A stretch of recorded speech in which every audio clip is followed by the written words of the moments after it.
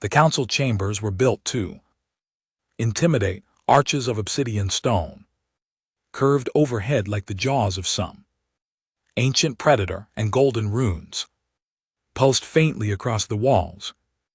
Delegates from 17 worlds sat around the oval table, each cloaked in silks, metals, or breathing apparatus suited to their own species. Normally the chamber rang with voices, the clash of politics, echoing until the air itself felt heavy.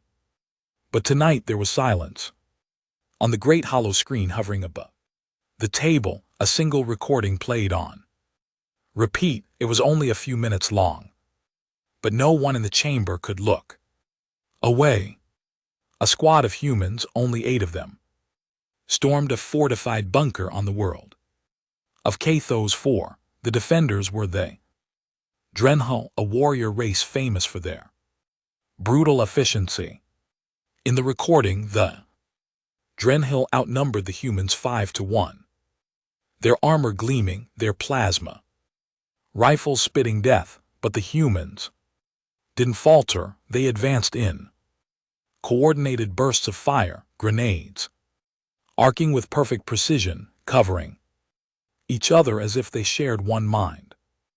By the 2-minute mark, the bunker was cleared. By the 3rd, the humans were setting charges and walking out as if it were a routine drill. And by the end of the video, every delegate in the chamber understood the same terrible truth. Humanity's special forces were not just soldiers, they were predators in humanoid form. They call them special forces, rasped High Speaker Varric, his mandibles trembling despite the attempt at composure. 8 soldiers, 8 against 43. Drenhal warriors entrenched and fortified. Do you see how many casualties the humans suffered? No one answered, though they all knew. The humans hadn't lost a single man. Councillor Bryn, whose people had been fighting border skirmishes with Earth's colonies, finally spoke. His translucent skin shimmered in the low light. If those are their special units, then what does their regular army look like? The question lingered like a poison cloud. Ambassador Torv of the Ulari broke the silence, voice shaking with an emotion his species rarely showed. The humans are new to our galaxy, barely 2 decades since they breached interstellar travel, and already their soldiers fight as though they were bred for war. My agents tell me the humans treat this as normal, as if violence is woven into their history. That is because it is, Varric snapped. Their records, what little they have not censored, speak of endless wars on their home world. Civilizations rising and burning in blood over and over again. For thousands of years they slaughtered each other. Now they turned that experience outward. The chamber darkened as another recording played. This time it was a parade, rows upon rows of human infantry marching across a landing field, not 8, not 40, but thousands. Their boots struck in unison, the thunder of their steps shaking the cameras. Their weapons gleamed under the sun, and banners fluttered with symbols no alien could quite decipher, but somehow understood: victory or death. The chamber filled with a cold dread. The special forces had been terrifying enough, but this was the regular army. They outnumber every standing force in this council, whispered Bryn. Even the Karen legions do not train such numbers. And their morale, look at their faces. The camera zoomed in. Human soldiers, young and old, their expressions hard, eyes sharp. They did not look afraid. They looked eager. Varric's voice dropped to a hush. Special forces are only the blade's edge. The regulars, they are the storm. For a long time no one spoke. Then, from the shadows at the far end of the chamber, a new voice emerged. It belonged to the Council's war strategist, a being who had never once raised his tone in centuries of service. "I warned you," he said coldly. "I told you not to mistake their peace treaties for weakness. The humans did not come to join us. They came to measure us, and now every soldier they show us is a reminder. They want us to know exactly what we are dealing with." Silence again, heavy, suffocating. Finally, Varric asked the question all of them were too afraid to voice. "If the special forces are this lethal, and the regular army is this vast, then what in the name of all the stars do they send when they truly mean to wage war?" The council chamber did not adjourn that night. Too many eyes had been opened, too many shadows of fear crawling across every mind in the room. For hours debates flared and died, sparks of argument smothered under the weight of one truth. The humans were not like the others. They had brought nothing new to the council. No revolutionary technology, no rare element, no philosophies of enlightenment. What they had brought was soldiers, soldiers unlike any that had ever marched beneath alien suns. Counselor Bryn finally slammed his spindly fingers against the obsidian table, the sound sharp and cracking. "We sit here pretending to be shocked. But what use is our shock? The humans are already within our borders, trading, colonizing, sending their advisors to frontier worlds. Every cycle more of them arrive. If we wait, they will not need to fight us. They will simply replace us." Varric's mandibles clicked in annoyance. "Do you propose war, Bryn? War against a species that bleeds conflict? You saw their special forces, 8 men carved through the Drenhull like meat.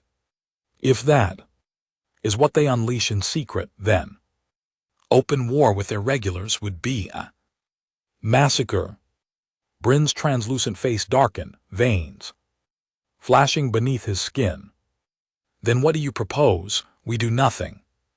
We let them grow, let them build more armies under our noses until even speaking of resistance is suicide." Ambassador Torv raised a claw, his voice steady but edged with unease. "Perhaps not war, not yet, but isolation. Containment. We refuse them treaties. We deny them trade routes. We use bureaucracy as a shield. Let them choke on their own aggression." A bitter laugh rose from another delegate, one with long whip-like tendrils. "Containment. You cannot contain fire by pretending it isn't burning your house. The humans will not care if we deny them access. They will take it. Did you not see their histories? Every time one tribe tried to contain another, the result was always war, and it was always blood." The chamber descended into argument once more, 17 voices snapping, growling, buzzing until the war strategist's voice silenced them again. "You speak as though humans think as you do. They do not. You believe in the preservation of power, in the endurance of empire. The humans believe in something else." The strategist's many eyes gleamed in the chamber's dim light. "They believe survival is victory, not the survival of a government, not of a bloodline, but of the species. That is why they train every soldier like a wolf in a pack. That is why even their regulars march like predators, because they carry the memory of extinction in their bones. They have survived ice, famine, fire, plagues, and wars that would have destroyed any of us. Do you not see? Their special forces are terrifying, not because of their strength, but because they are only the tip of a mountain we cannot yet see the bottom of. The silence that followed was thicker than any argument, and while the council spoke of dread and theories on the other side of the galaxy, the humans prepared. The Terran forward operating base on Sinrali's prime stretched like a scar. Across the red desert, rows of barracks, artillery imp placements, and landing pads shimmered. In the heat, drones hummed overhead. Watching recording training, Colonel Reeves stood on the command tower, arms folded behind his back. He was not Special Forces. He was not a decorated hero nor a man of headlines. He was simply an officer overseeing 10,000 soldiers on rotation through Sinindales. And that was exactly why the council feared him. Below the parade grounds roared with noise, platoon drilled under the blazing sun, sweat cutting lines through the grime on their faces, rifles cracked in rhythm, explosions rolled from the live fire range. Tanks growled across the sand, leaving smoking trails as their cannons boomed. Reeves watched it all with the cold pride of a man who had seen war, bled for it, and knew what it demanded. These were not his best, they were not even his better, they were ordinary. Ordinary recruits molded into soldiers by a machine perfected through centuries of conflict. Beside him, a visiting liaison from Earth's diplomatic corps shifted uneasily. Colonel, the council is beginning to resist our trade offers. Some delegates are whispering about containment policies, sanctions. Reeves didn't look away from the drills. Let them whisper. The liaison frowned. With respect, sir. Isolation could damage our economy. Humanity still needs what the council provides. The colonel cut him off. His voice was gravel ground down by years in the field. You think soldiers are just muscle? You think what we do here is separate from your politics? But look at them. He gestured at the soldiers below. 10,000 men and women, most of them no older than 20. They've learned to fight in deserts, jungles, mountains, ruins. They've learned to move, kill, and keep moving. They can survive on a ration bar for weeks, march 50 m with blood in their boots, and still fight when the time comes. They're not special forces. They're not elite. They're regular, and that's what makes them terrifying. The liaison's mouth worked, but no words came. Reeves leaned closer, because if the council pushes us, if they try to choke us out, it won't be your sanctions that matter, it'll be them, the regulars. And when 10,000 regulars land on a world that's never seen war, what happens? Then tell me. The liaison looked away. Back in the council chamber, Varric was pacing now, his claws clicking against the stone floor. If we cannot fight them directly, then we must erode them indirectly, sabotage, propaganda, divide them as they once divided themselves. Torv's claw tapped the table. You assume their divisions are weaknesses. Perhaps they are, but perhaps they are fuel. Every human war has only sharpened them. Further, what if we hand them enemies, only to see them grow stronger in the fire? The war strategist raised a bony finger. You do not understand. Humanity has a rhythm, a cycle. They fight themselves until an enemy unites them. Then they turn outward. If you give them reason to believe we are that enemy, you will see unity unlike anything in this galaxy. That is when their special forces will no longer be rare. That is when every soldier becomes special forces. Bryn slammed the table again, trembling. Then what is your solution? Strategist, sit idle, hope they grow bored. They are predators. Predators do not grow bored. They grow hungry. The strategist's many eyes blinked, slow and deliberate. My solution is patience. Watch them. Learn them, do not provoke them, yet for now humans remain a blade in its sheath, but if you force their hand, if you make them believe we fear them, then they will draw that blade, and none of us will live to see it sheathed again.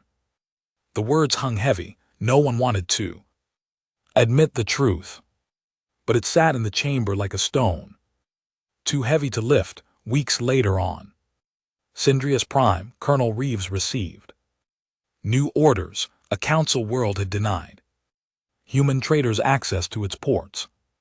Supplies were turned away, goods seized. A message thinly veiled that humanity's spread would no longer go unchallenged. Reeves gathered his officers in the war room. The hollow map glowed with the contested routes, council fleets patrolling like wolves around a carcass. One captain leaned forward, jaw tight. They want to see if we'll flinch. Another spat onto the floor. They don't know us very well. Reeves studied the map. He thought of the council watching their recordings, whispering about special forces dreading the regulars. He thought of the soldiers outside drilling under the unforgiving sun, waiting for the day their discipline would be tested. They're already afraid of us, Reeves said finally, but fear alone isn't enough. We'll show them what happens when they think our regulars are just men with rifles. The officers nodded. Not one of them doubted, not one of them hesitated. Because they were human, and to be human was to fight. By the time the council reconvened, the first reports were already arriving. A council patrol had intercepted a human supply convoy. They expected compliance. Instead, the convoy's escort, a single company of regular infantry, had not only defended the ships but destroyed the patrol outright. Minimal human losses, maximum council casualties. The chamber erupted in panic. They cannot be allowed to escalate. They already have. They annihilated an entire patrol fleet. They will bring war to our worlds. The war strategist's voice cut through the chaos like a blade. You fools.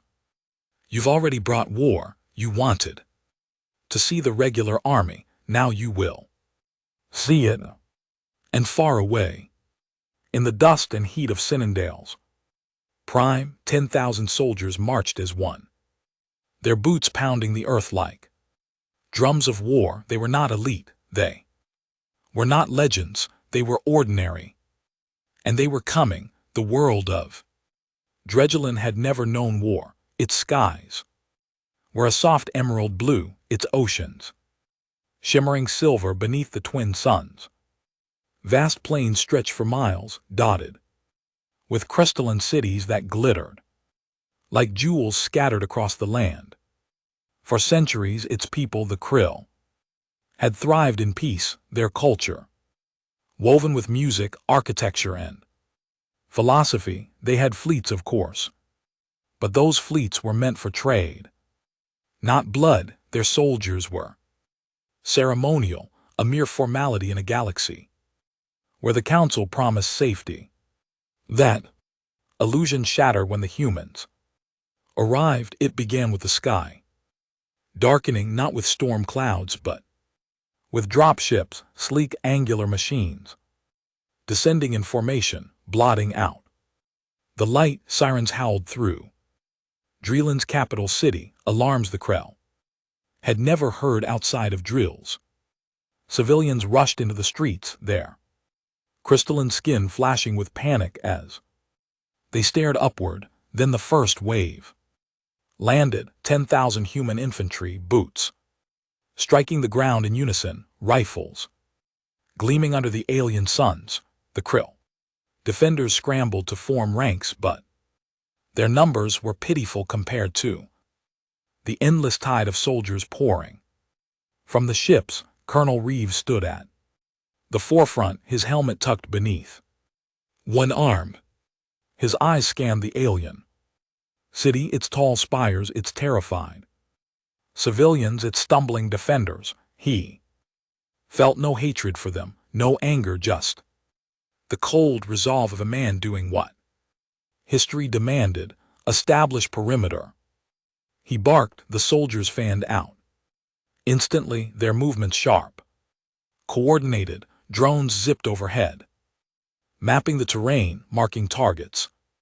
Tanks rolled from the heavier carriers, their engines rumbling like thunder. Artillery platforms unfolded with mechanical precision, already locking onto potential defensive positions. The Creon tried to resist. Their ceremonial guard fired volley after volley of plasma bolts, the air sizzling with blue energy, but the humans moved with the precision of predators. Squads advanced, undercover fire, cutting down defenders with bursts of disciplined rifle fire. Grenades arced into clusters of Crown soldiers, detonating with brutal efficiency. Within minutes, the defenders broke. Crown had numbers but not training, not the will. Their weapons wavered, their lines collapsed, and the humans pressed forward, unstoppable.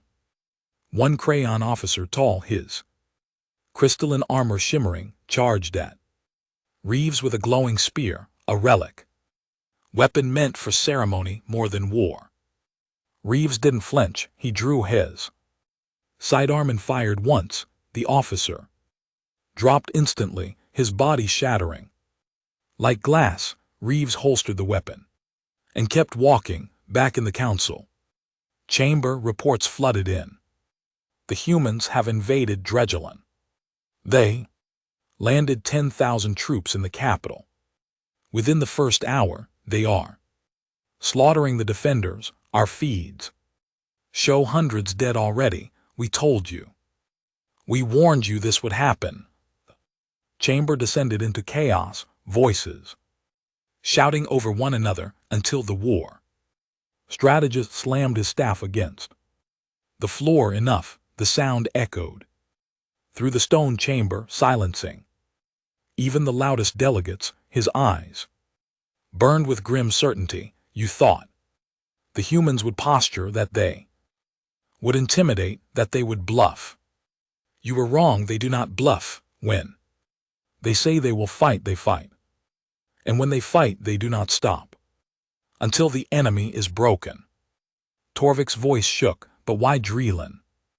The Krill are not warriors, not enemies. They are philosophers, artists. The strategist's many eyes flicked toward him. Precisely because the humans are sending us a message. They did not choose a warrior world. They chose a peaceful one. They want us to know that even our softest, most innocent will not be spared if we stand against them. Varric hissed. Then we must respond with force. Mobilize the fleets, send the legions, and doom us all. The strategist snapped. You saw what they did to your patrol fleet. That was one company. One company. Now they have deployed 10,000. Do you understand what that means? You are not facing soldiers. You are facing a civilization that has been at war with itself for millennia. This is simply their nature. Bryn's translucent skin pulsed with fear. If they continue, if they occupy Drelin, the others will panic. The council will fracture. The strategist's voice lowered to a deadly whisper. Then perhaps it already has.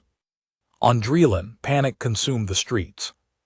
Civilians ran in every direction, their crystalline bodies flashing in terror as human troops advanced. Squad Alpha 7 kicked in the door of a Kralin government building, their boots pounding across marble floors.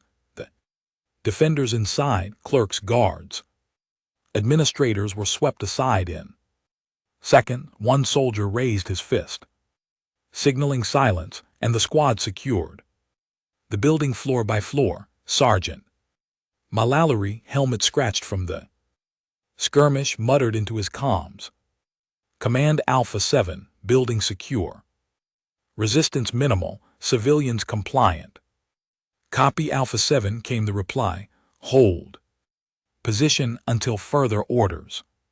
Reinforcements inbound. Mallory leaned against a shattered pillar, lighting a cigarette despite the chaos around him. Hell of a war, he muttered. Feels like they ain't even fighting back. Private Hennon, younger, barely 20, looked uneasy. Sir, they don't know how to look at them. They're not warriors. They're just people. Mallory exhaled smoke, eyes hard. Then they picked the wrong galaxy to live in. By the second day, Dreelan's capital was firmly under human control. The Crayon government had surrendered after their leadership was captured in a swift nighttime raid. Human flags now draped over government buildings, tanks patrolling the streets while drones scanned for resistance. Colonel Reeves walked through the occupied city, his soldiers saluting as he passed. Drill. Civilians watched from the shadows of alleys and broken windows, their faces glowing faintly with fear. A young soldier approached him, saluting sharply. Sir, occupation proceeding as planned. Minimal resistance. Casualties on our side negligible. Reeves nodded. Good, keep it that way. Secure their infrastructure, their communications, their energy grids. We didn't come here to burn their world. We came to show the council what happens when they think we're weak. The soldier hesitated. Sir, some of the men, they're saying this doesn't feel like war, feels like we're beating up on civilians. Reeves stopped, turning to face him. His eyes were cold but not unkind. You think the council cares about civilians? You think they'll hesitate to starve? Hours to cut our people off, to leave colonies to die in the void. War isn't fair, son. War isn't clean. War is about survival, and if we don't make them afraid, they'll crush us before we ever have a chance. The soldier swallowed hard, then nodded. Yes, sir. Reeves watched him march off, his jaw tightening. He didn't relish the occupation. He didn't enjoy seeing civilians cower at the sight of human soldiers. But this was how history worked. Power was written in blood, and the council had to learn that humanity's pen was sharper than theirs. By the end of the week, the council had convened again.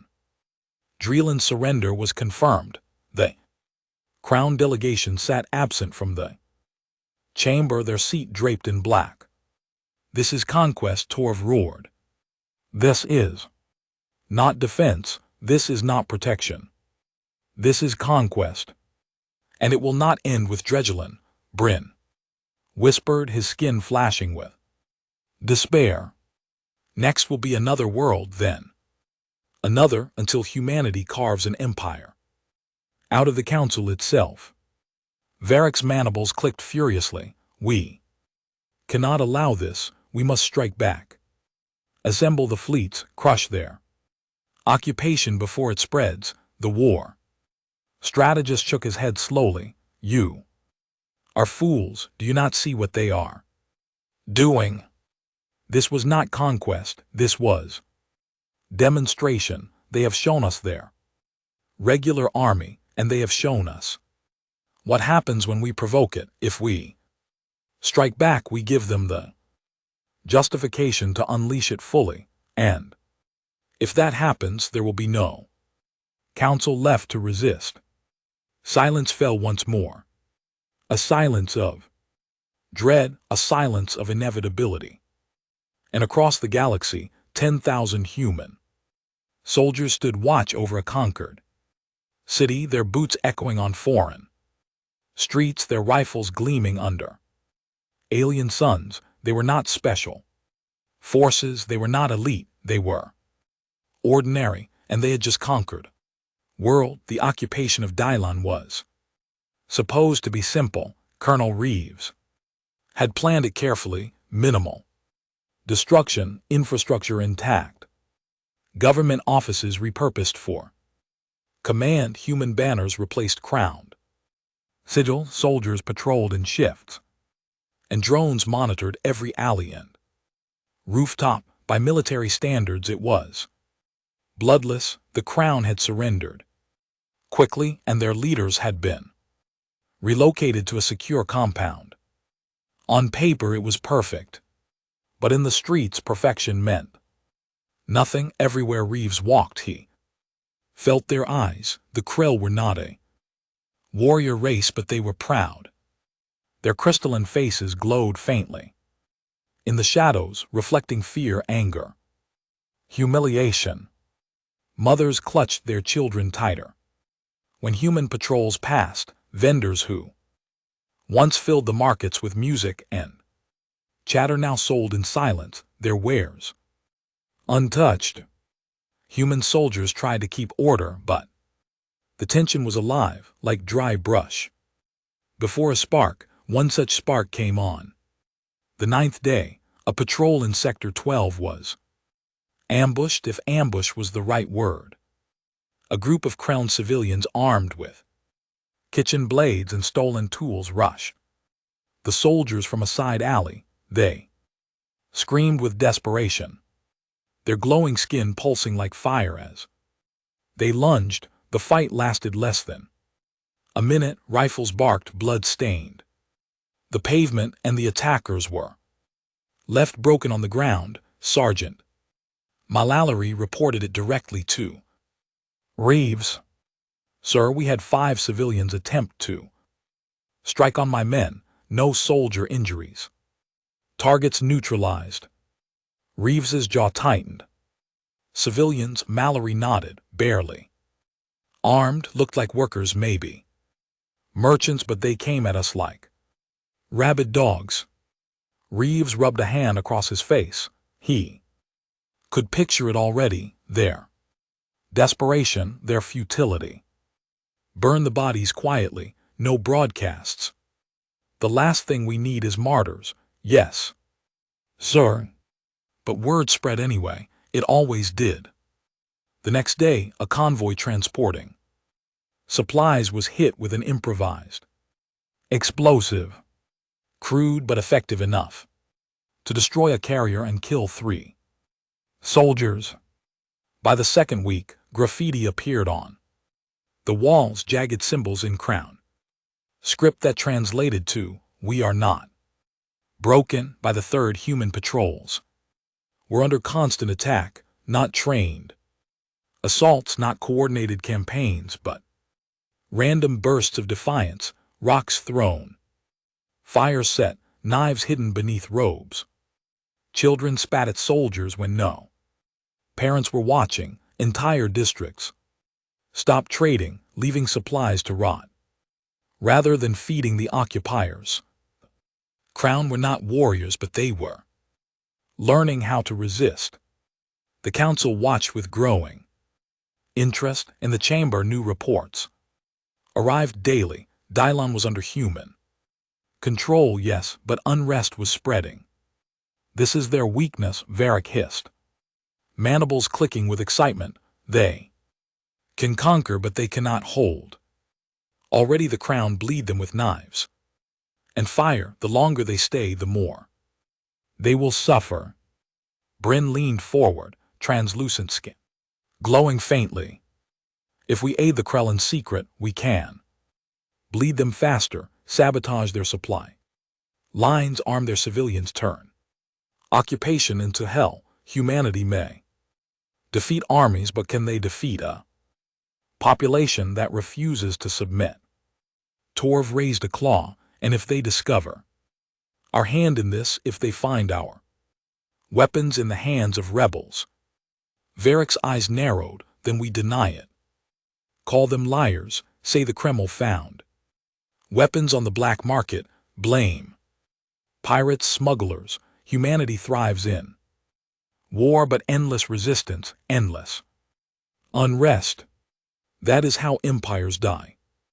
The war strategist said nothing for a long time. His many eyes studied the table, the faint runes glowing against the black stone. Finally he spoke.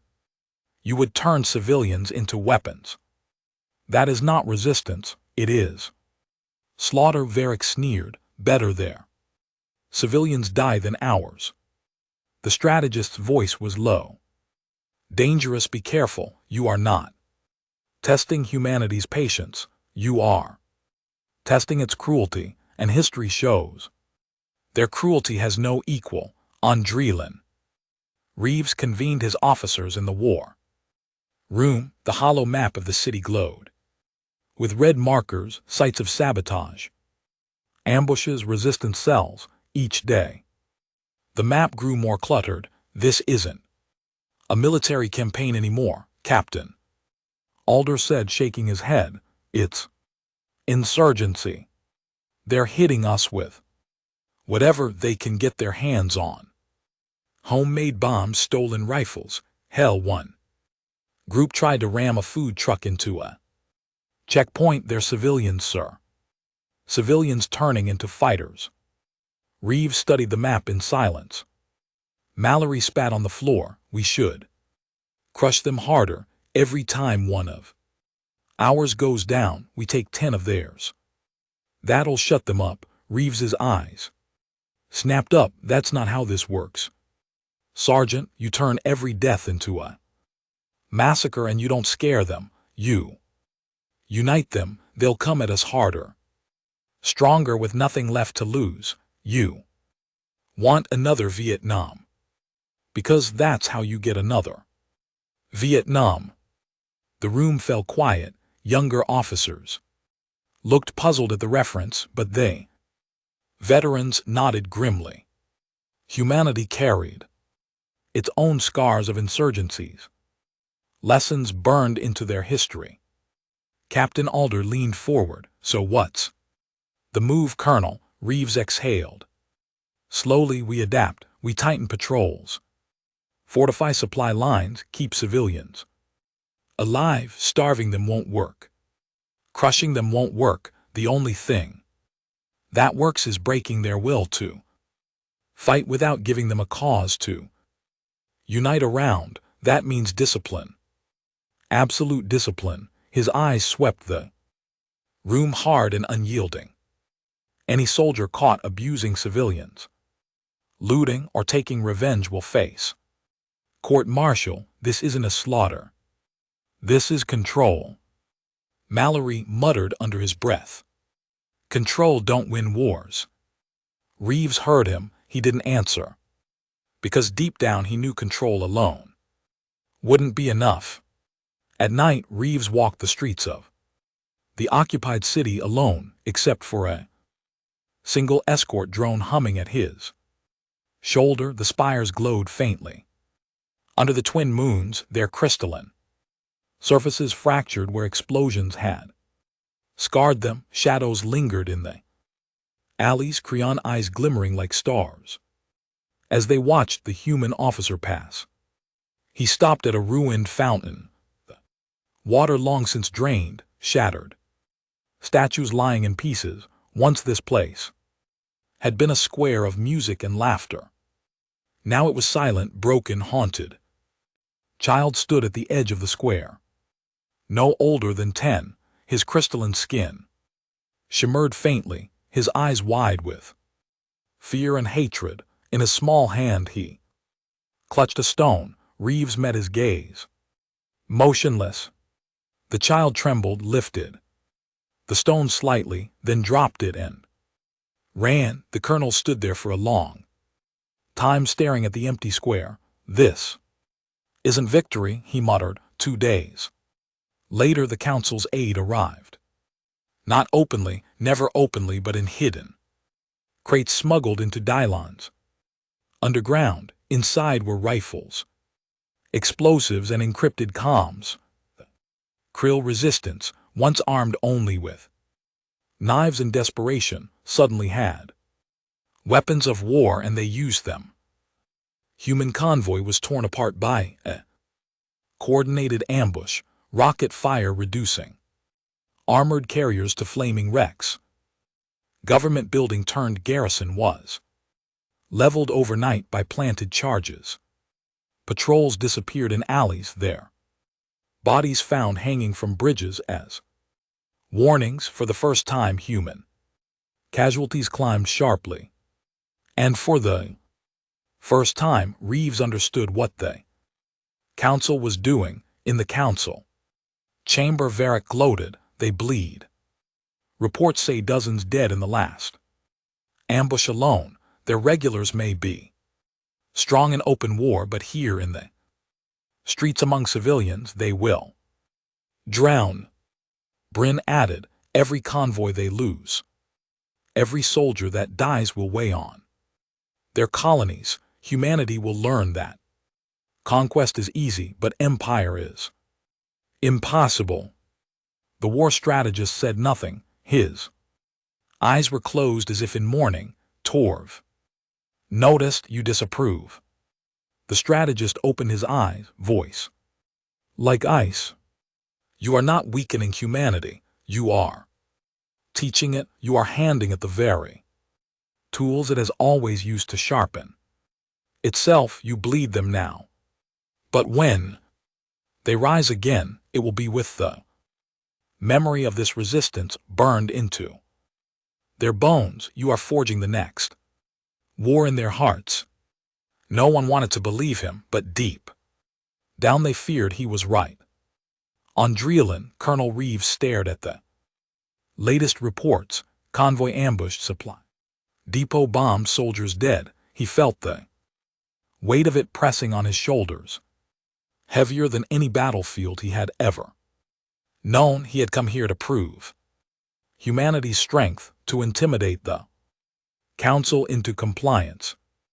Instead, he was watching his men bleed in the streets, not from armies but from shadows. War was supposed to be clean, but this was endless, invisible, merciless, and he knew with cold certainty that it was only the beginning. The war on Dreelan was no longer hidden in shadows.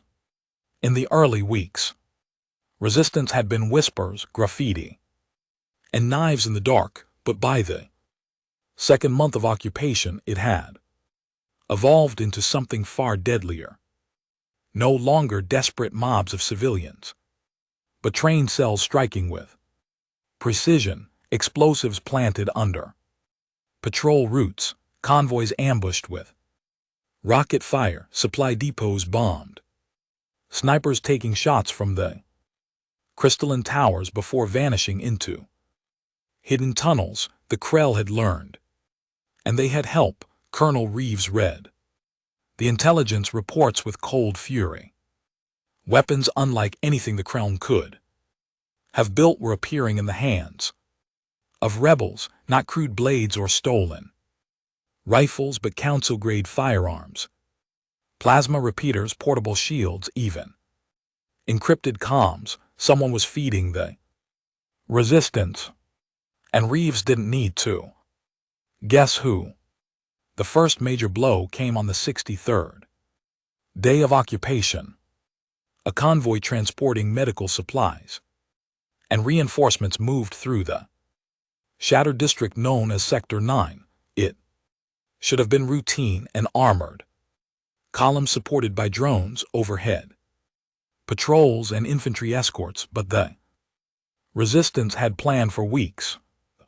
Street collapsed beneath the lead carrier, a buried charge powerful enough to rip steel apart. Before the dust cleared, rocket fire rained down from the rooftops. The convoy's rear vehicle exploded, trapping the soldiers in a burning kill zone. The Krillin fighters emerged from the alleys like a tide, armed not with kitchen knives but with military rifles.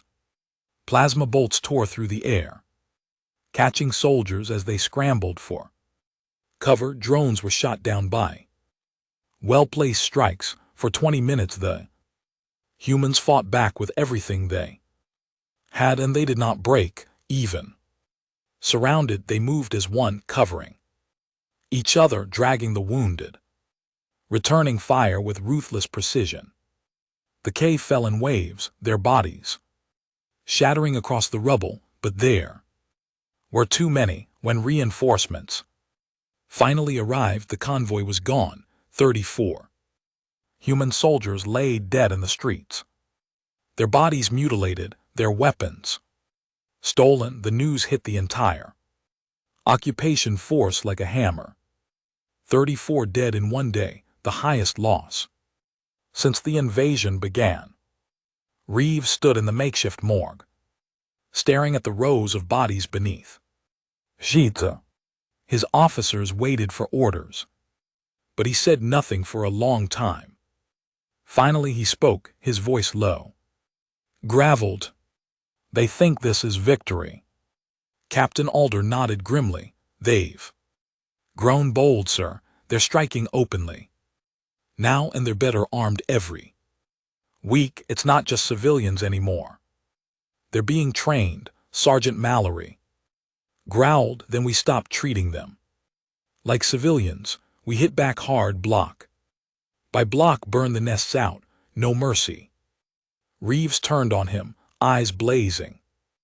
"And when we do that, when we burn their homes and slaughter their people, what do you think happens? They'll multiply.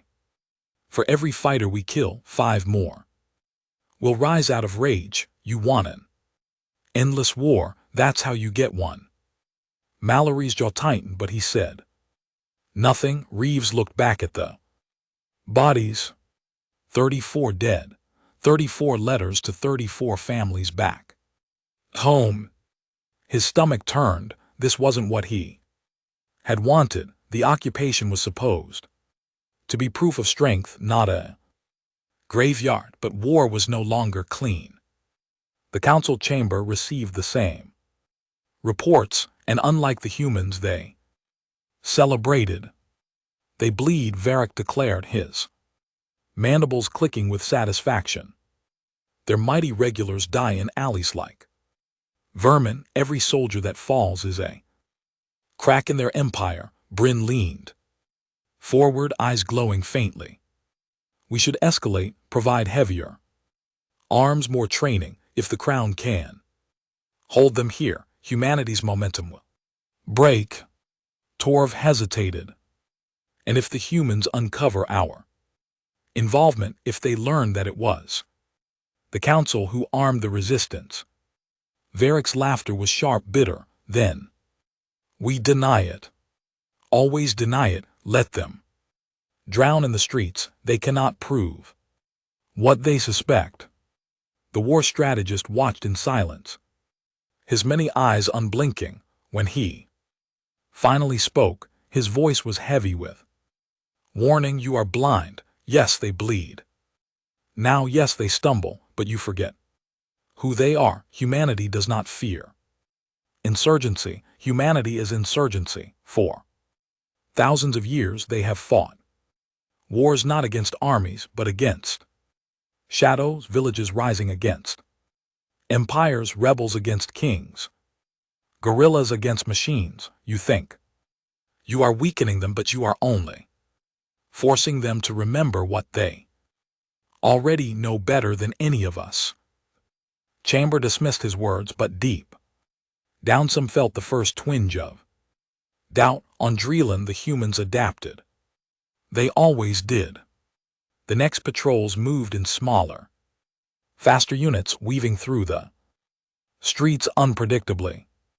Drones swarmed overhead in overlapping grids, mapping every alley, scanning every rooftop. Soldiers learned to read the environment. A window slightly ajar, a rooftop too quiet, a crowd dispersing too quickly, signs of ambush. When the resistance struck again, they found the humans ready. A Crown unit attempted to plant explosives under a convoy route before they could finish. A swarm of drones dropped from the sky, releasing micro-munitions that shredded them where they stood. Another cell tried to ambush a patrol in Sector 4. But as they emerged from the alleys, the humans counter-attacked instantly, rifles cutting them down in disciplined volleys.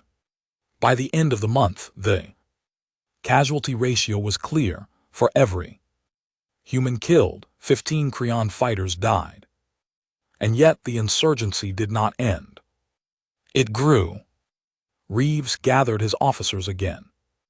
They don't care how many they lose, he said, voice hard. They're not fighting to win battles, they're fighting to make us leave, to make us bleed until the cost isn't worth it, Captain Alder asked. So what do we do? Reeves stared at the map. Red markers covered half the city. Resistant cells everywhere multiplying like a disease. We show them what it means when humanity refuses to leave. The shift began slowly. At first it was stricter curfews, tighter patrols, more checkpoints every kraal had to carry. Identification, every movement watched. Entire districts were sealed off for security sweeps. Soldiers went door to door searching for weapons, interrogating families. Then came the raids. At night, squads stormed suspected safe houses, dragging fighters from their beds, dragging civilians who might have been collaborators. Some never returned. The Kree learned quickly. Speak too loudly, act too boldly, and the humans would come. But still they resisted. The Council received new reports.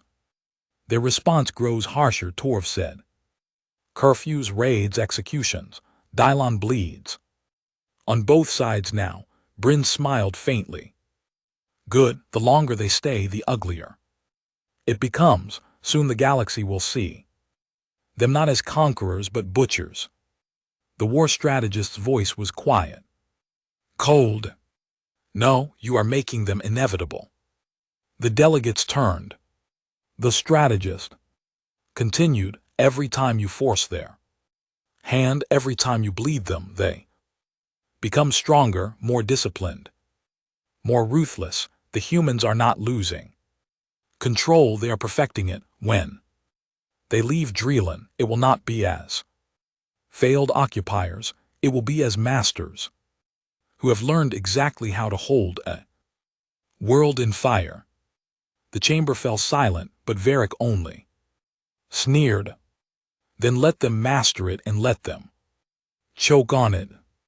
On Dreelan, Colonel Reeves sat alone in his quarters, the reports glowing on his hollow screen. Civilian casualties rising, soldier deaths climbing, resistance growing. He rubbed his temples, exhaustion etched into every line of his face. This was not the war he had wanted, but it was the war he had been given, and he would fight it to the end.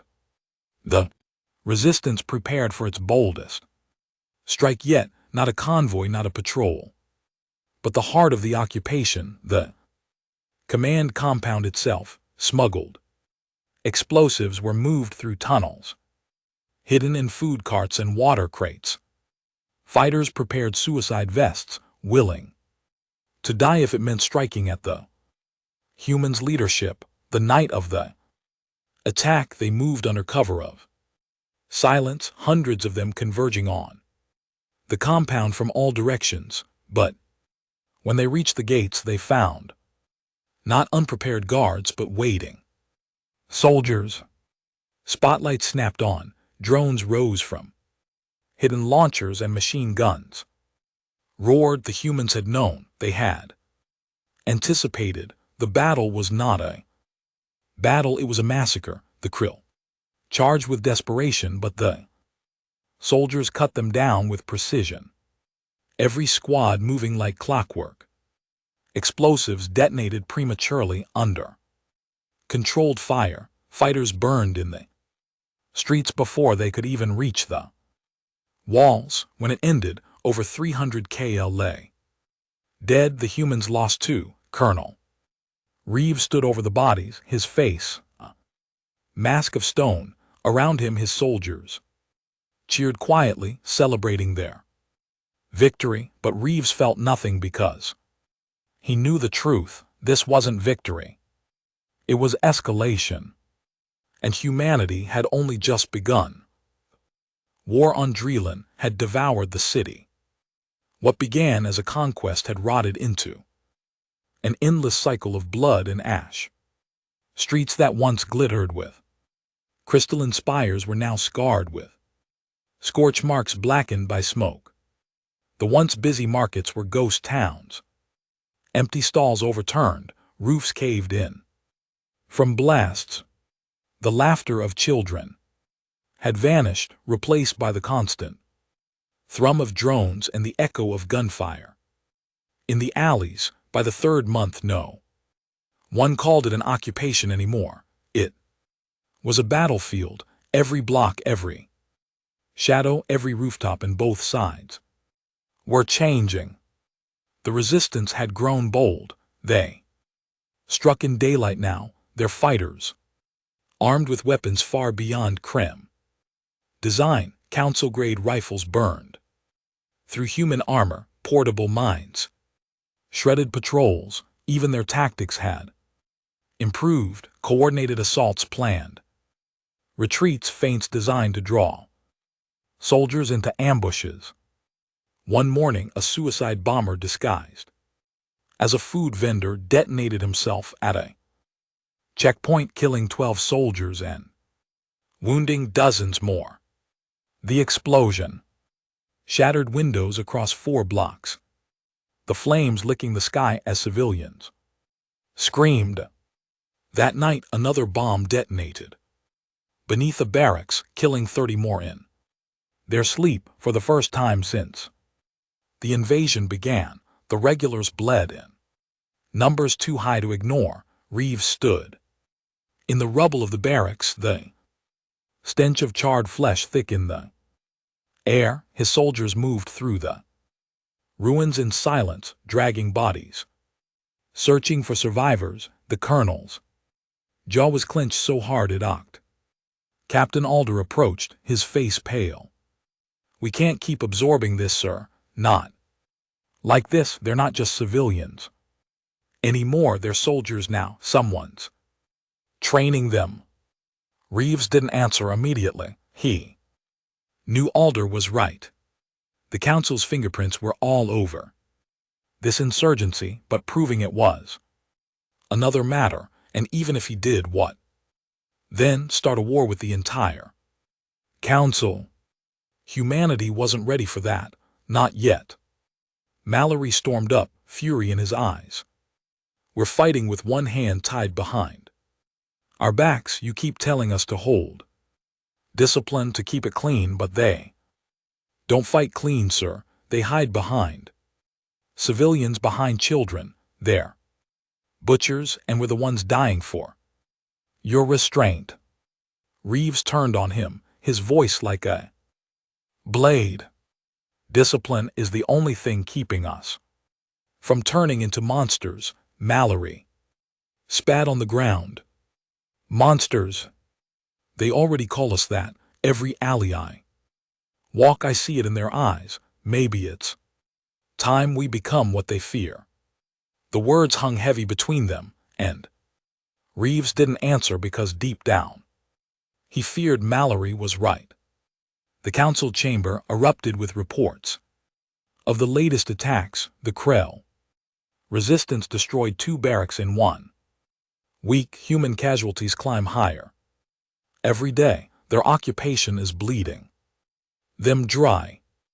Varric's mandibles clicked with glee. "Excellent, let them drown in their own arrogance." Bryn leaned forward, voice sharp. "The more they kill, the more humanity suffers politically. Already their colonies question the wisdom of this war. If this continues, their people may turn against it." The council need only feed the fire. But Torv was less certain. His claws tapped the table nervously, and if they do not break, if they endure, the humans are not like us. Every report shows their adaptability, their relentlessness. What if this insurgency only hardens them? The war strategist's voice was cold, absolute. That is exactly what it is doing. The chamber went silent. The strategist's eyes glimmered. Every weapon you give the resistance, every soldier they kill, every bomb that explodes, those are lessons. Lessons humanity learns faster than anyone. You are not breaking them. You are forging them, and when the time comes, the soldiers who survive Drelin will be unlike anything this galaxy has ever seen. The others dismissed him. They always did, but in their hearts, the first seeds of dread had taken root. Reeves sat in his quarters staring at the reports. His soldiers were dying. Civilians were suffering. The city was collapsing into ruin. And still the Krellin fought. He poured himself a drink, the amber liquid burning down his throat. He had seen war before, jungles, deserts, cities. He had fought insurgents, rebels, militias. He knew this kind of war didn't end with victory parades. It ended with broken soldiers and mass graves. A soft knock interrupted his thoughts. It was Private Hennon, the young soldier who had once questioned the occupation's morality. His face was pale, his hands trembling. "Sir, I need to talk to you." Reeves gestured for him to enter. Hennon sat staring at the floor. "We were on patrol in Sector 4. A kid ran at us. Couldn't have been older than 12. He had something in his hands, Sergeant." Mallory shouted to shoot, but I hesitated. Reeves said nothing, letting him speak. "He had a bomb, sir. Small, but enough. It went off. 2 men dead. Another 3 wounded." Henson's voice cracked. "If I'd fired, they'd still be alive." Reeves felt the weight of it like a stone in his chest. He leaned forward, his voice steady. "This war will break you if you let it, but hesitation breaks faster. Don't forget that." Hen's eyes brimmed with tears. "We're not fighting soldiers, we're killing children, families. This isn't war, it's slaughter." Reeves' hand tightened into a fist. He wanted to argue, to tell Hennon this was survival, not slaughter, but the words stuck in his throat because he wasn't sure he believed them anymore. By the 4th month, the humans had adapted fully. Patrols no longer hesitated. Any sign of threat, any suspicious movement, any hidden hand was met with immediate fire. Buildings suspected of housing resistance cells were destroyed with artillery. Entire blocks flattened to deny cover. When bombs exploded, the humans didn't just hunt the attackers, they punished entire districts. Curfews turned into lockdowns. Families were herded into camps for security screenings. Supplies were rationed to the edge of starvation. The resistance answered with more ferocity. Suicide bombers targeted food lines. Snipers picked off guards at camps. Underground cells broadcasted recordings of human raids showing bodies dragged from homes, children screaming, civilians beaten in the streets. The war had become one of fear, and both sides wielded it like a weapon. The council's feeds broadcast those recordings too. "They are exposed," Varric hissed. "The galaxy sees them for what they are. Conquerors, butchers. Humanity will never recover its reputation." The war strategist shook his head. Slowly, "No, the galaxy does not fear butchers, it pies them. what the galaxy will fear is the men who returned from Dredgelin alive, because those men will have walked through fire and ash and survived, and when they return to Earth, they will teach others what they have learned. Then you will see the true army of humanity. But no one listened. On Dredgelin, Colonel Reeves sat with his senior officers. The map of the city was a maze of red zones, each one marked with violence. We've reached the point of no return, Captain Alder said. The resistance won't stop. We can't kill our way to victory. They'll keep fighting until there's nothing left of the city. Reeves's eyes were hollow. Then we take the city with us. The officers stared at him. Reeves continued. If they want to burn Dredgelin to the ground, then we'll burn it faster. We'll break them so hard the rest of the council will think twice before lifting a finger against us. Let them see what happens when humanity decides to end a war. Mallory grinned, savage and eager.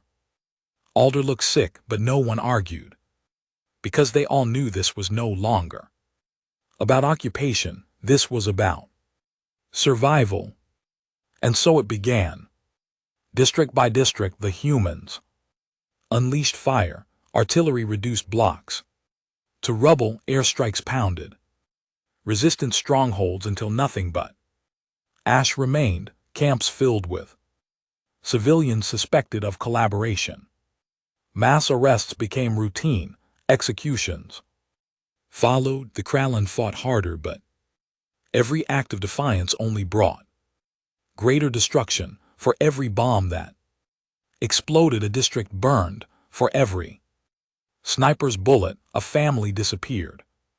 By the 6th month, Dredgelin was no longer a city. It was a graveyard, and the humans still marched there.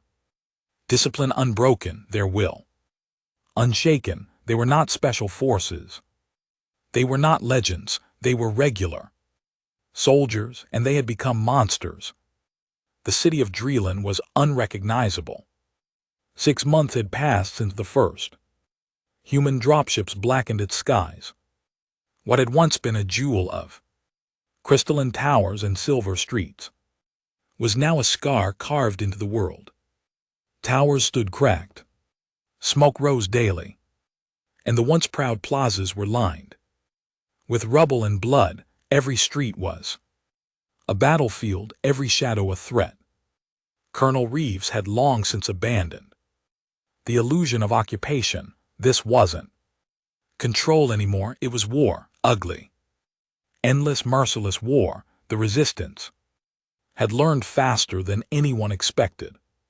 They no longer fought like scattered civilians with stolen blades. They moved in cells now, coordinated through encrypted channels supplied by council benefactors. Their ambushes were professional, their bombs more precise, their weapons deadlier with every passing week.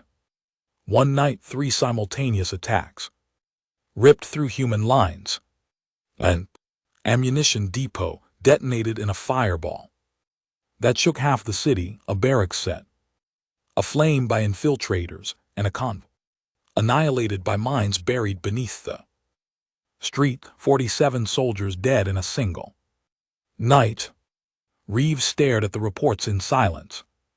The numbers burned into his mind, each name a weight he could never put down.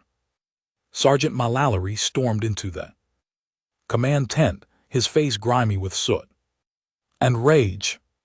We can't keep bleeding like this, Colonel. Every day, another ambush, another bomb, another patrol cut down.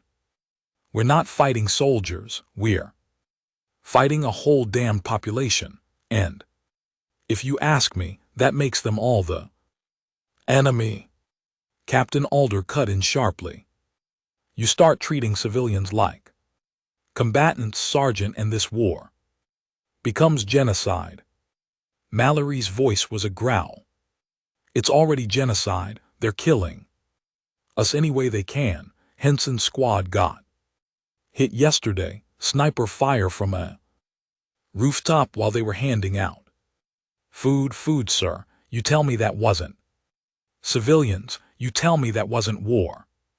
Reeves sat silent for a long moment, his face shadowed by the flicker of the hollow map. Finally he spoke. This isn't about civilians or soldiers anymore. This is about survival. If they want total war, we'll give them total war, but we'll do it with discipline. No chaos, no butchery. Every strike will be calculated, every raid purposeful. We'll crush the resistance, but we won't turn this into slaughter. Mallory spat on the ground. Slaughter is what wins wars. Reeves' gaze hardened. Slaughter is what loses empires. The council chamber was filled with whispers of victory, reports of human casualties spread like wildfire through the galaxy. 40 dead here, 50 there. Bombing snipers. Dreelan had become a quagmire. Varric spoke with relish. The mighty humans are trapped there. Soldiers bleed daily. Their so-called regulars are no match for a population that refuses to submit. Bryn's translucent skin pulsed with satisfaction. We will continue to arm the Krem. Already our shipments have tripled their effectiveness. If we maintain this, Dreelan will become humanity's grave. Tav shifted uneasily. And if humanity does not break, if they endure this, if they adapt? The war strategist's voice was cold. They are already adapting. They do not break, they sharpen. Every soldier who survives this fire will return harder, deadlier, and they will train the next wave with blood on their hands. You think you are killing them, but you are carving monsters out of men, and monsters once made do not go back in their cages. The chamber quieted, but ambition outweighed fear. On the ground, the humans adapted. Patrols no longer followed patterns. Drones mapped the city in grids, scanning every rooftop, every window, every heat signature. Checkpoints were reinforced with overlapping fields of fire. Civilians were searched, cataloged, monitored. When bombs went off, the response was swift. Whole districts were locked down. Suspected safe houses were raided. Anyone caught with a weapon was executed in the street. And then came the black squads, specialized human units, still regulars but hardened by months of attrition, moved at night, striking resistance cells with ruthless precision. They kicked down doors, dragged fighters from their beds, interrogated them until dawn. Sometimes the screams carried for blocks. Sometimes no one came back at all. Word spread quickly through the city. The humans were no longer just occupiers. They were hunters. Private Henson felt it most of all. He had been on Dreelan since the first dropships. He had seen the surrender, the first bombs, the ambushes, the massacres. His eyes, once wide with youth, were now cold, distant. One night he sat cleaning his rifle in silence, his hands moving mechanically. Mallory watched him for a moment before speaking. You hesitated once, kid. You still hesitating? Henson's jaw tightened. Not anymore. Mallory grinned, but there was no joy in it. Good. Hesitation gets you killed. And out here it gets everyone else killed too.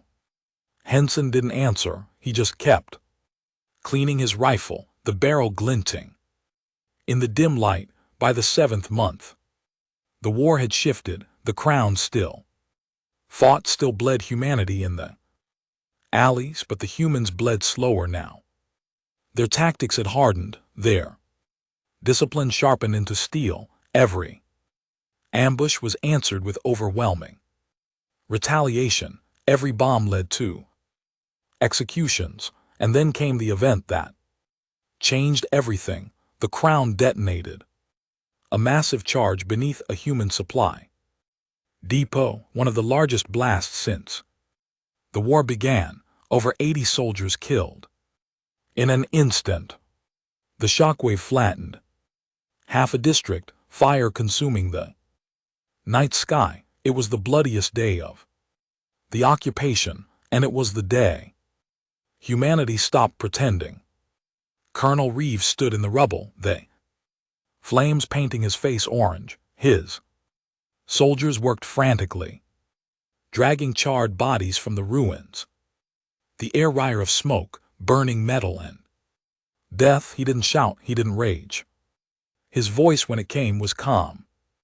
Terrifyingly calm, no more restraint.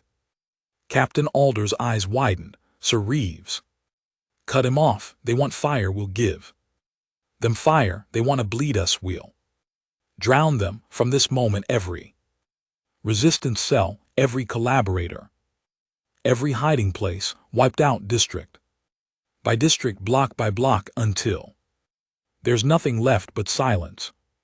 Mallory's grin was savage. Alder looked sick, but no one argued. The purge began that night. Artillery hammered suspected resistance strongholds until they were nothing but craters. Airstrikes reduced entire neighborhoods to rubble. Soldiers stormed houses, dragging civilians into the streets. Anyone suspected of aiding the insurgency was executed on the spot. The city screamed. The Kremlin fought harder than ever, but every act of defiance was met with overwhelming destruction. A sniper killed 2 soldiers. The entire block he fired from was burned. A bomb detonated in a marketplace. The district was evacuated. Its residents vanished into camps. A cell planted mines beneath a patrol route. 10 suspected collaborators were hung from bridges as warnings. The humans had become what the council feared most. Not special forces, not elites, just ordinary soldiers turned into monsters by war. The council received the reports. With shock, they are massacring them. Torv cried. Entire districts burned. Civilians executed in the streets. Varric sneered. Good, let them reveal their true nature. The galaxy will turn against them. The war strategists' many eyes glittered. No, the galaxy will fear them, and fear lasts longer than outrage. By the 8th month, Drealin was broken. The resistance still fought, but their numbers were dwindling. Their safe houses destroyed, their leaders executed, their weapons captured. Civilians lived in terror, hiding from both humans and their own fighters. The city was dead, a graveyard lit by fire, and the humans still marched, their boots echoing on streets of ash. They had come as conquerors, they had become monsters. And the council, watching from afar, realized too late the truth. They had not trapped humanity in Dregelin. They had unleashed it. The war on Drealin ended not with surrender, but with silence. The fighting hadn't stopped because the Krill no longer had the will. It stopped because they no longer had the numbers. The city, once alive with music and light, was now a husk of ash and shadows. Resistance cells that had once terrorized the occupiers were gone. Their leaders executed, their safe houses leveled, and yet for every victory the humans claimed, Dreselin looked less like a conquest and more like a grave. Colonel Reeves stood on a balcony overlooking what remained of the capital. Smoke drifted from broken towers, the air stank of scorched stone, and bodies that had never been buried. The streets were empty, save for patrols. of human soldiers moving with mechanical precision, their rifles gleaming under the pale twin suns. The colonel's face was carved with exhaustion. His hair had gone gray at the edges, his eyes hollow. From sleepless nights, he had won, but he felt no triumph because there was nothing left to triumph over. In the barracks, the soldiers whispered about what they had become. Private Hennon no longer smiled. His hands shook sometimes when he wasn't holding a rifle, but in battle he was ice. He had stopped asking questions months ago. Now he only fought, obeyed, and survived. Sergeant Mallory, once hot-tempered, now spoke with a chilling calm. He carried out raids without hesitation, his men following his orders like shadows. The war had stripped him of rage, leaving behind something sharper, like steel that had been tempered in fire. Even the green recruits who rotated into Dreeland didn't stay green for long. A month in the city was enough to harden them. Their eyes grew cold, their movements precise. They learned to spot ambushes before they happened, to shoot before hesitation cost lives, to march through blood without slowing their stride. Dreeland had changed them all. Ordinary soldiers had become something else, something the galaxy would remember. The council chamber was chaos. Reports of the purge had spread beyond Dreeland, images of burning districts, mass executions, and soldiers marching through rubble were smuggled out by Krillin refugees. The feeds played across the galaxy, showing humanity's ruthlessness in every broadcast. "This is atrocity," Torv roared, slamming his claw against the table. Entire districts flattened, civilians butchered. This is no occupation, and it is extermination.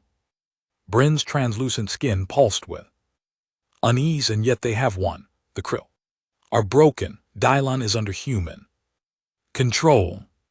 Varric's mandibles clicked with sharp laughter. Yes, let them reveal themselves for what they are. Let the galaxy see the truth. Humanity is no ally, no equal. They are predators in uniform. This will unite us against them. The war strategist's voice cut through the chamber like a blade. You are wrong. All eyes turned.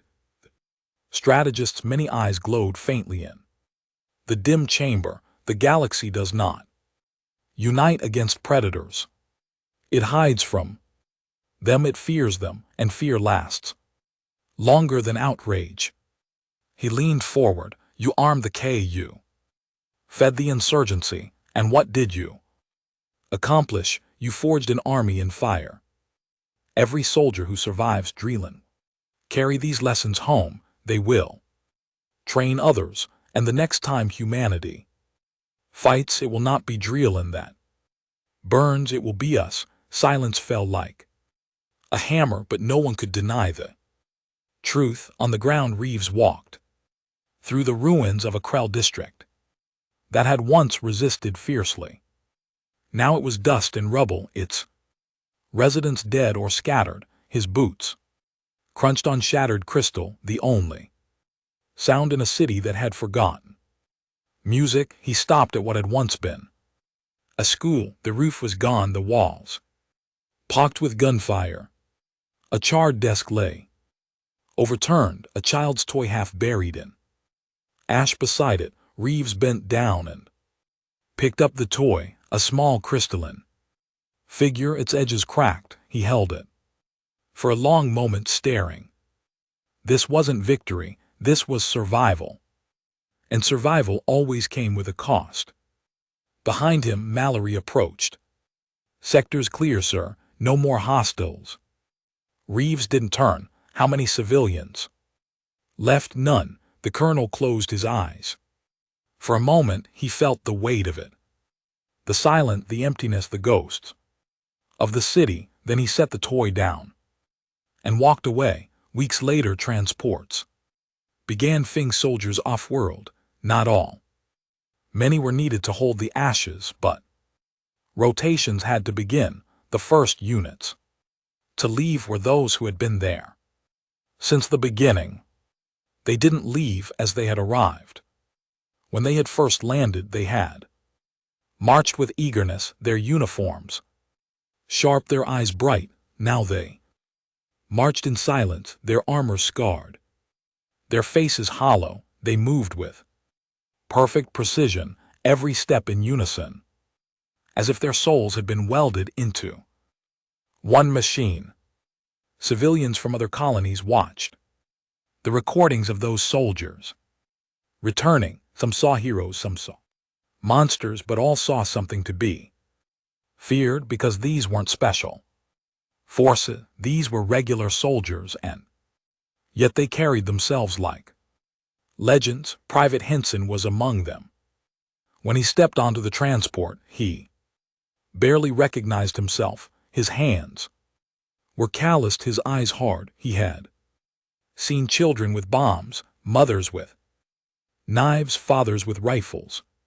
He had killed them all, and each time a piece of him had died too, but another piece had grown stronger. He sat in silence on the transport, staring at the stars as the ship lifted off. He didn't speak. He didn't need to. His silence said enough. The others were the same. They didn't cheer, didn't laugh, didn't even talk much. They were men and women who had walked through hell and come out alive. And that survival carried a weight the galaxy would never understand. The Council tried to spin the narrative. They broadcasted images of atrocities, desperate to rally worlds against humanity, but the effect was not unity. It was fear. Worlds whispered in secret. If this is what ordinary soldiers do, what happens if humanity sends their elites? Others asked, if this is how they fight on one world, what happens when they fight on many? The Council had wanted to expose humanity as butchers. Instead, they had painted them as unstoppable. In his private quarters, the war strategist recorded his thoughts, knowing they would one day be read by someone who needed the warning. History will not remember Draylon as a council victory. It will remember it as the crucible that birthed humanity's true army. They came as conquerors, and we thought to break them. Instead, we forged them. From this day on, every human soldier who wears that uniform will carry the ghost of Dredgelin. They will fight not as individuals, but as predators, and the galaxy will tremble at the sound of their march on Earth. Months later, Colonel Reeves stood before a tribunal. He was asked to explain the occupation, the casualties, the destruction. Politicians wanted answers, wanted to know whether the war had been worth it.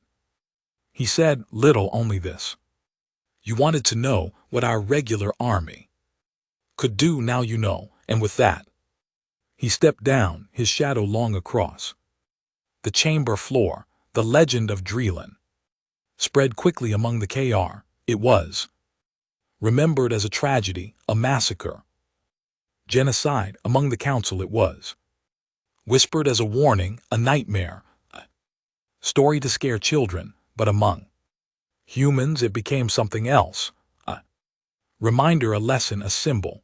The soldiers who had survived Dreelin trained others. They passed down their lessons, the ambushes, the bombs, the purges.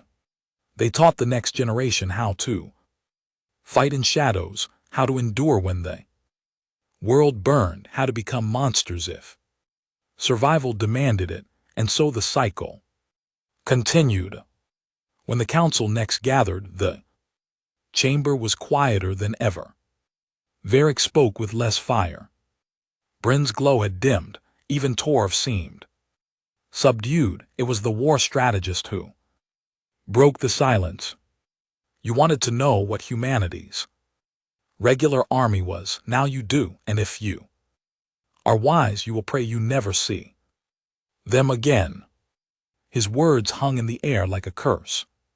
Because they all knew the truth, Dylon was only the beginning. The silence of Dreelan echoed far beyond its skies. What had once been a thriving jewel of crystalline towers was now a warning etched into the bones of the galaxy. The feeds had spread everywhere. Streets reduced to rubble, civilians herded into camps, resistance crushed in fire and blood. Humanity had held Dregelan, but the cost was visible in every broken building, every empty plaza, every shadow where music used to live. The galaxy had watched, and the galaxy whispered. On Earth, the soldiers who returned were not the same men and women who had left. They were silent in the streets, their eyes hard, their movements too sharp. Families embraced them, but the soldiers didn't embrace back with the same warmth. Something had been burned out of them, but in the barracks among their own they moved as one. They drilled with an efficiency that startled even their commanders. They trained new recruits with a precision born not of manuals but of scars. Private Henson had stopped being the boy who hesitated. He was now an instructor, barking orders at fresh recruits, teaching them to see the signs of ambush, to kill before hesitation cost lives. His voice was, his eyes tired, but his words were sharp. You don't get to decide who's a threat, you just act. You hesitate, you die. You hesitate, your brothers die. Remember Dreelan.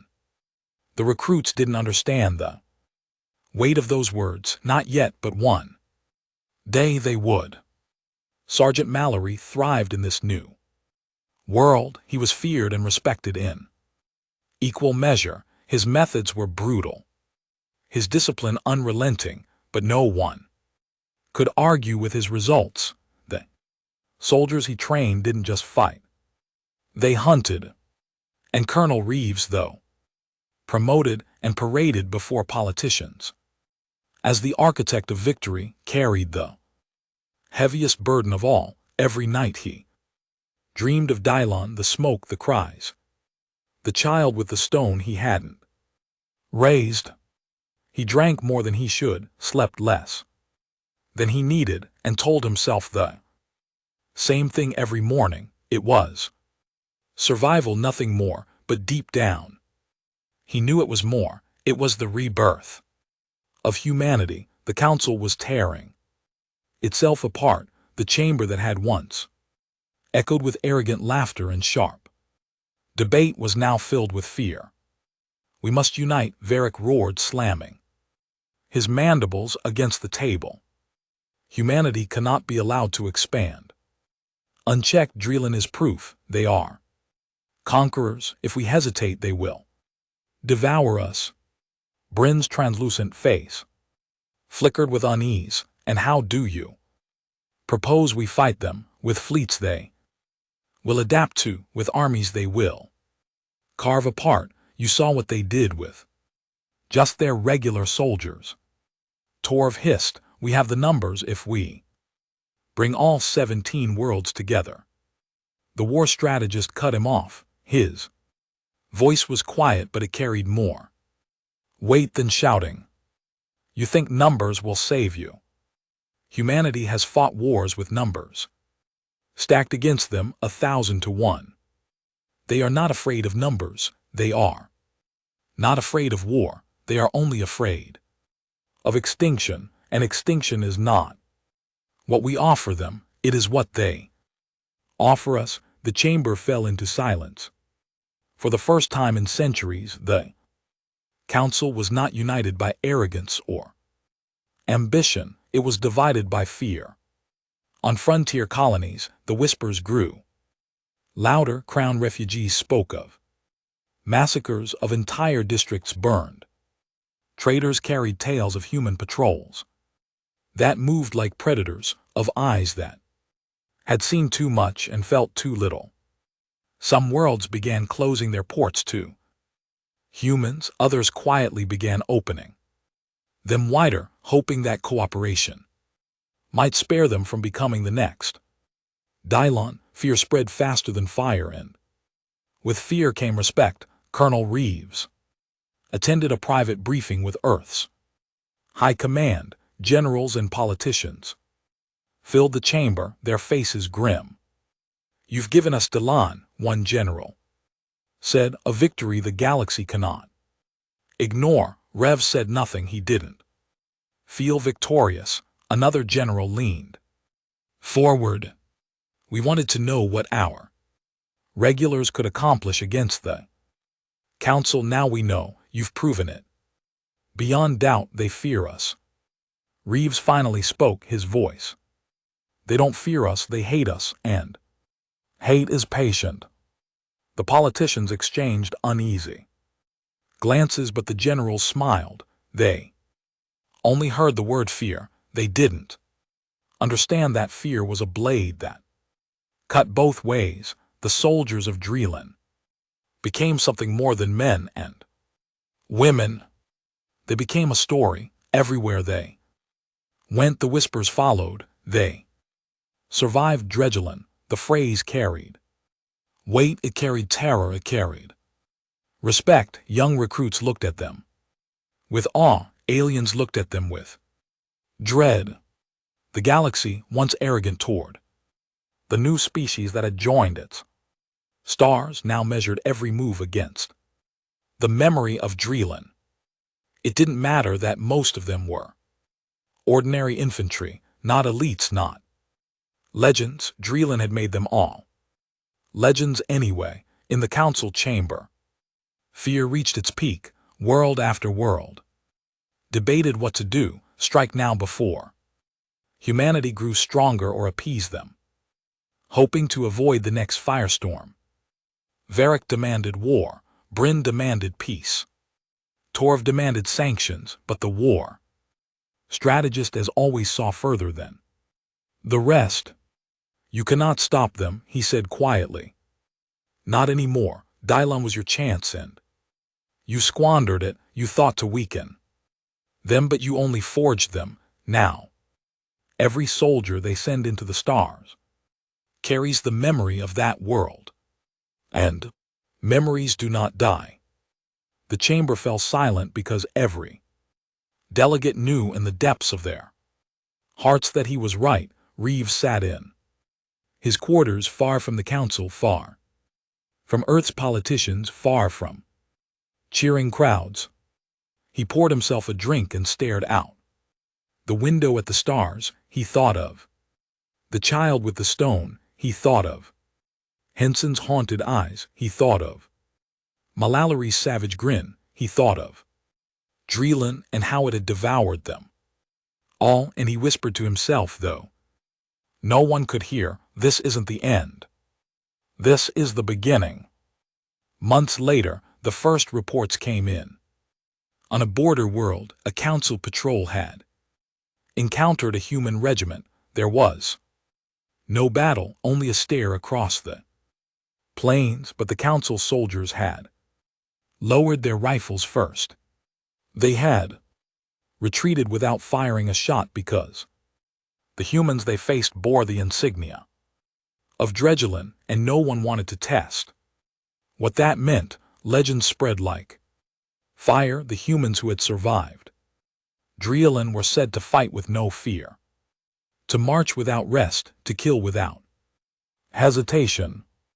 Whispers claimed they could smell an ambush before it happened, that their eyes never blinked, that they had seen death so often they no longer feared it. The council dismissed these as exaggerations. But in the dark corners of the galaxy, no one laughed, because the soldiers who had survived Drelin were real, and the fear they carried was real too. In time, Dredgelin would become a word that carried two meanings. To the Krellin it was a tragedy, a scar, memory of ash and loss, a wound that would never heal. To the Council it was a warning, a reminder of what happened when humanity was provoked, of what their regular soldiers could do when pushed to the edge. And to humanity it was something else entirely. It was proof that they were ready for the galaxy, proof that their armies, ordinary as they were, could not only fight among the stars but dominate them, proof that the galaxy feared them. And in the cold halls of Earth's command centers, generals whispered to each other in private, if this is what our regulars can do, imagine what happens when we unleash our elites. Colonel Reeves never returned to Dredgelin. He didn't need to. The city lived in him, carved into his bones. He carried it wherever he went, and as he stood once more before his men, watching them march in perfect precision across the parade ground, he felt a chill run down his spine because he knew what they had become. They were not special forces, they were not elites, they were regulars, and that was enough to terrify the galaxy.